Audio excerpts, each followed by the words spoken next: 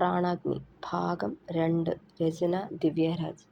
സ്റ്റീരിയോയിലൂടെ വരുന്ന ഗാനത്തിന് കാതോർത്ത് ഡ്രൈവ് ചെയ്ത് വരികയായിരുന്നു അഗ്നി. കുറച്ചു ദൂരം പിന്നിട്ടതും കുറച്ചുപേർ കൂട്ടം കൂടി നിൽക്കുന്നത് കണ്ട് കാർ നിർത്തി കാര്യം തിരക്കിയവൻ. മഴയായതു കാരണം വഴിയിൽ മരം വീണു കിടന്ന് ബ്ലോക്കാണെന്നും വാഹനങ്ങൾ മുന്നോട്ടു പോവില്ലെന്നും കൂടെ നിന്നവരിൽ ഒരാൾ പറഞ്ഞു. ഈ സമയം കാറിനുള്ളിൽ ഇരുന്നു കൊണ്ട് അഗ്നി പുറത്തേക്ക് നോക്കുമ്പോൾ തൊട്ടടുത്ത വീടിനു മുറ്റത്ത് മഴയിൽ നനഞ്ഞു കുളിച്ച് നിൽക്കുന്നൊരു പെൺകുട്ടിയെ കണ്ടു. ധാവണി ചുറ്റി നീളൻ മുടിയുള്ള ഒരു സുന്ദരി പെണ്ണ്. ആസ്വദിച്ച് മഴ നനയുന്ന അവളെ അറിയാതെ നോക്കിയിരുന്നു പോയി അഗ്നി. ബ്ലോക്ക് മാറിയിട്ടും അവന്റെ കണ്ണുകൾ മഴയോട് കിന്നിരിക്കുന്ന ആ പെണ്ണിലായിരുന്നു. മറ്റു വാഹനങ്ങൾക്ക് തന്റെ കാർ യാത്രാതടസ്സം സൃഷ്ടിക്കുന്നതിന് തെളിവായി ഹോണടികൾ ഉയർന്നു വന്നതും സ്ഥലകാല ബോധം വീണ്ടെടുത്തുകൊണ്ടവൻ മനസ്സില്ലാ മനസ്സോടെ കാർ സ്റ്റാർട്ടാക്കി മുന്നോട്ടു പാഞ്ഞു. വീട്ടിലെത്തിയിട്ടും ഓരോ ജോലികളുമായി സമയം കടന്നുപോയിട്ടും അവളുടെ മുഖം മാത്രം അവനെ വിട്ടുമാറിയില്ല. അവളുടെ സൗന്ദര്യം, അത് തന്നെയായിരുന്നു അവന്റെ മനസ്സിൽ അവൾ ഇടം നേടാൻ കാരണം. പിന്നെ പിന്നെ പലകുറി ആ വഴിയെ പോകുമ്പോഴും വരുമ്പോഴും അവൾക്കായി അവന്റെ കണ്ണുകൾ ആ വീട്ടുമുറ്റത്ത് പരതുമായിരുന്നു. പക്ഷേ അവളെ അവന് കണ്ടെത്താൻ കഴിഞ്ഞില്ല. അങ്ങനെ ഒരു ദിവസം അമ്മയ്ക്കൊപ്പം അമ്പലത്തിൽ പോകവെ ഒരു പിടി നീലത്താമരപ്പൂക്കൾ ദേവനെ നേദിക്കാനായി കൊണ്ടുവരുന്നവളിൽ അവന്റെ കണ്ണുകളുടക്കി. തേടി നടന്ന കളിപ്പാട്ടം കയ്യിൽ കിട്ടിയ കുഞ്ഞിനെ പോലെ അവന്റെ മനസ്സ് തെളിഞ്ഞു. പക്ഷേ ആ നിമിഷം കയ്യിൽ നിന്നും നിലത്തേക്ക് പോയ പുഷ്പത്തിനായി നിലത്ത് കൈകൊണ്ട് പരതുന്നവളെ കാണെ അവളിലെ വൈകല്യം വേദനയോടെ തിരിച്ചറിഞ്ഞു അവൻ. വിശ്വാസം വരാതെ അവളെ തന്നെ കണ്ണെടുക്കാതെ നോക്കി നിന്ന ആ നിമിഷം വിട്ടുകളയാൻ ബുദ്ധിമുഴിഞ്ഞപ്പോൾ ചേർത്ത് പിടിക്കാൻ ഹൃദയം പറയുന്നുണ്ടായിരുന്നു. എന്ത് തീരുമാനിക്കണമെന്നറിയാതെ മനസ്സ് പുകഞ്ഞ മാത്രകൾ. അവളെ സ്വന്തമാക്കി കൂടെ കൂട്ടാൻ താൻ എത്രമാത്രം ആഗ്രഹിച്ചിരുന്നെന്ന സത്യം വേദനയോടെ മനസ്സിലാക്കിയവൻ. മനസ്സും ഹൃദയവും തമ്മിലുള്ള തർക്കത്തിനൊടുവിൽ ഒന്നിന്റെ പേരിലും അവളെ വിട്ടുകളയില്ലെന്ന് തീരുമാനിച്ച ആ നിമിഷം മുതൽ തുടങ്ങിയതാണ് അവളുടെ പിന്നാലെയുള്ള ഈ നടത്തം. തന്റെ പ്രാണന്റെ നിഴലാവാൻ. അവളുടെ പിന്നാലെ നിഴൽ പോലെ കൂടിയവൻ പേരുപോലും അറിയാതെ അവളെ പ്രണയിച്ചു തുടങ്ങി. അവളെ മാത്രം കണ്ടുകൊണ്ട് അവളുടെ പിന്നാലെ നടക്കുന്നത് അവന് ഹരമായി. ഒരു ദിവസം നേരിൽ കണ്ട് ഇഷ്ടം തുറന്നു പറഞ്ഞു. അതിൽ പിന്നെ തന്റെ കൺവെട്ടത്ത് വരാതെ മാറി നടക്കാൻ തുടങ്ങി ആ പെണ്ണ്. പതിയെ ജീവയിൽ നിന്നും പ്രാണയാണ് അവളുടെ പേരെന്നും വീട്ടുകാരെക്കുറിച്ചുമുള്ള മറ്റു കാര്യങ്ങളും ചോദിച്ചറിഞ്ഞു. പിന്നീടുള്ള ദിവസങ്ങൾ അവൾക്ക് വേണ്ടി ഒഴിഞ്ഞുവെച്ചവൻ അവളുടെ നിഴലാവാനായിരുന്നു. ജിത്തു, എന്താടാ ഇത്, മഴ നനയാ നീ? തണുപ്പ് കയറി പനി പിടിക്കില്ലേ മോനെ? കുടയും ചൂടി വരുന്ന ശിവദയെ അവൻ നോക്കി കള്ളച്ചിരിയോടെ. എന്താടാ ഒരു കള്ളലക്ഷണം? പറഞ്ഞുകൊണ്ട് അവന്റെ ചെവിയിൽ തിരുമ്മിയവർ. ഒന്നുമില്ല എൻ്റെ ശിവക്കുട്ടിയെ. ചിരിയോടെ കണ്ണ് ചിമ്മി കാട്ടിക്കൊണ്ട് അകത്തേക്ക് കയറിപ്പോയവൻ. എന്താ ജിത്തൂട്ടാ ഇത്, ആകെ നനഞ്ഞൂലോ നീ? മുത്തശ്ശി ശകാരിച്ചുകൊണ്ട് അവന് തല തുവർത്തി കൊടുത്തു. ശിവേ, ഇത്തിരി രാസ്നാദി എടുത്ത് ഈ ചെക്കൻ്റെ നെറുകിൽ തിരുമ്മിക്കേ, മുത്തശ്ശി അമ്മയോട് വിളിച്ചു പറഞ്ഞിരുന്നു. രാസ്നാദിയുടെ വാസന നാസികയിലേക്ക് കയറുമ്പോൾ ചന്ദനത്തിന്റെ മണമുള്ള പെണ്ണായിരുന്നു അവന്റെ മനസ്സിൽ. ടീ, അറിഞ്ഞോ നീയ്, അമ്പലപ്പാട്ട് തമ്പുരാൻകുട്ടി വിഷം തീണ്ടീന്ന്. കാവിൽ വച്ചാത്രേ, ഒരു പതപ്പ് മാത്രമേ ഉള്ളെന്നാ അറിഞ്ഞതേ. അറിയിക്കേണ്ടവരെ അറിയിക്കാൻ ഡോക്ടർമാർ പറഞ്ഞുത്രേ. അമ്പലത്തിലേക്ക് പോണ വഴി പെണ്ണുങ്ങൾ അടക്കം പറയാൻ തുടങ്ങിയപ്പോഴാണ് തന്നെ തേടി വരാറുള്ളവനെ 2 ദിവസമായിട്ട് കാണാത്തതിന്റെ പൊരുൾ അവൾ അറിഞ്ഞത്. സമനില തെറ്റിയവളെപ്പോലെ അമ്പലത്തിലേക്ക് പാഞ്ഞു. എത്ര ദുഃഖം വന്നാലും തളരാതെ പിടിച്ചു നിന്ന അവളുടെ ഉള്ളം ഏങ്ങലടിച്ച് കരഞ്ഞു. കണ്ണുകൾ ധാരധാരയായി പെയ്തിറങ്ങിക്കൊണ്ടിരുന്നു. വീട്ടിലെത്തി നേരെ പൂജാമുറിയിലേക്ക് കയറിയപ്പോൾ മുതൽ ഉമിനീര് പോലും ഇറക്കാതെ പ്രാർത്ഥനയിലാണ്ടവൾ.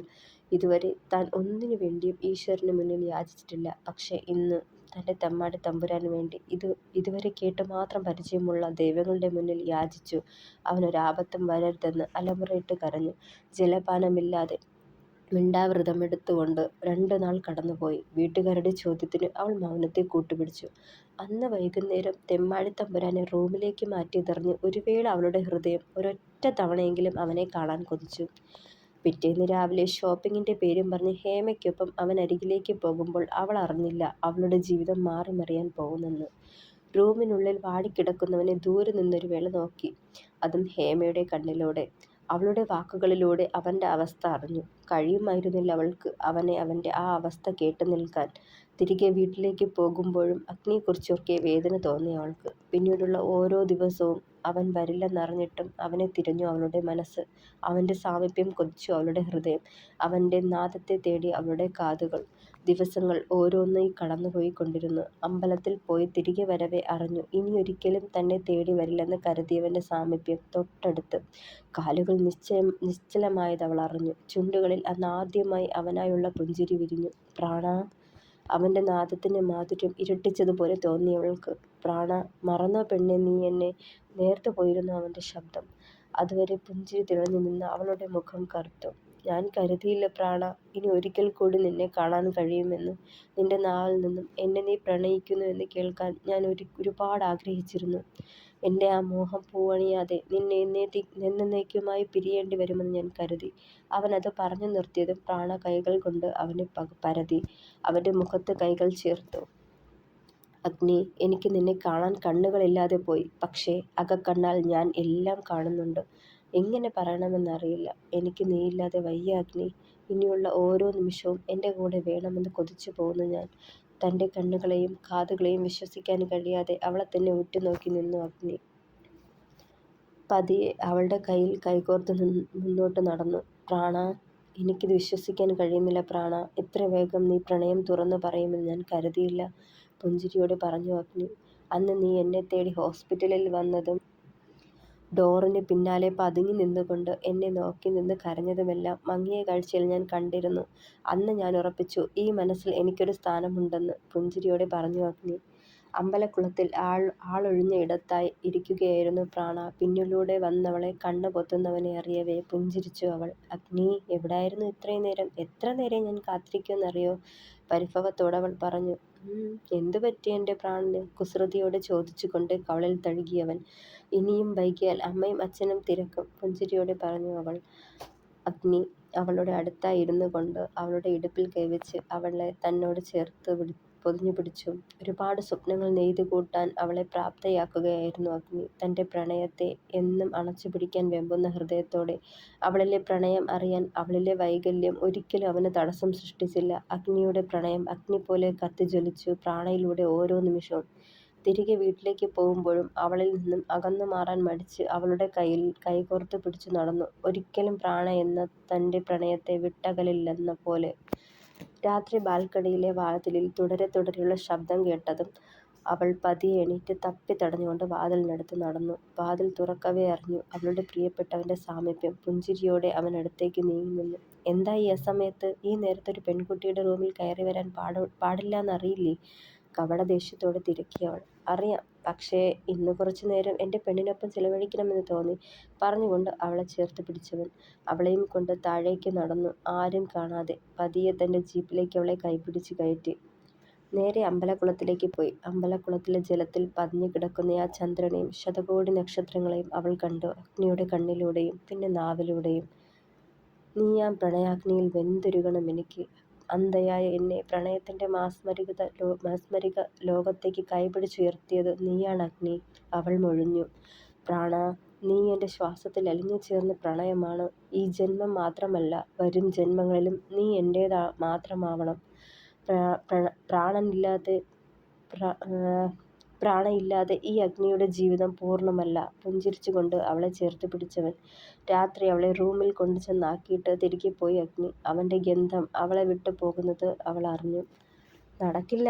അമ്പലപ്പാട്ടെ താൻ തോന്നിച്ചെക്കൻ എൻ്റെ മോളെ കൊടുക്കേ? ഒരിക്കലും ഉണ്ടാവില്ല. സുഭദ്രയുടെ മകൻ അനന്തപത്മനാഭൻ, എൻ്റെ അനന്തിരവൻ, അവൻ മതി പ്രാണയ്ക്ക്.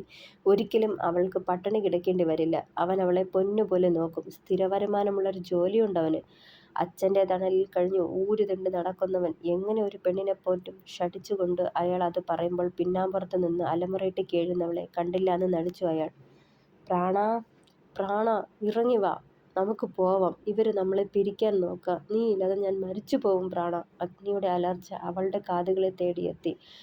തൻ്റെ പ്രാണനായവൻ്റെ ശബ്ദം കേട്ടതും തൻ്റെ വൈകല്യം പോലും മറന്നുകൊണ്ടവൾ താഴേക്ക് ഓടി. തട്ടിയും തടഞ്ഞും വീണും എഴുന്നേറ്റും ഉമ്മറത്തെത്തിയപ്പോൾ അവളെ തടഞ്ഞവരെ വകഞ്ഞു മാറ്റി മുന്നോട്ട് കുതിച്ചു അവൾ. എത്രയും വേഗം തൻ്റെ പ്രാണനായവനോട് ചേരാൻ.